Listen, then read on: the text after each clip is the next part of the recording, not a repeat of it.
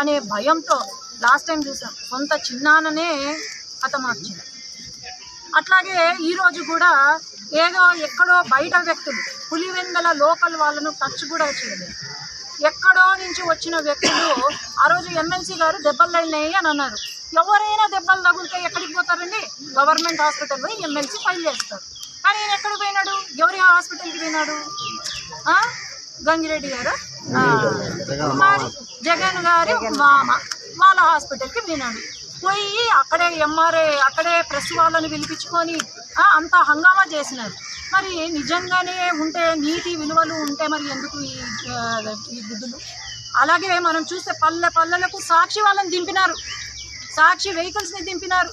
ఎందుకు? మా సాక్షి వాళ్ళ పైన మనం ఏదో చేస్తాము, వీళ్ళ వెహికల్స్ని పగలగొడతాము అనే ఉద్దేశంతో వీళ్ళు దింపి మా పైన ఒక బ్యాడ్ ప్రచారం చేయడానికి చేస్తున్నారు. ఖచ్చితంగా నేను ఈసీ దృష్టికి కూడా తీసుకెళ్తాను. లేకపోతే సాక్షి వాళ్ళకి ఏం పని? ఊరూరికి వెహికల్స్ వచ్చినాయి, ఊరూరికి శాటిలైట్ కవరేజ్ ఉంది. ఏం అవసరం అండి వీళ్ళకు?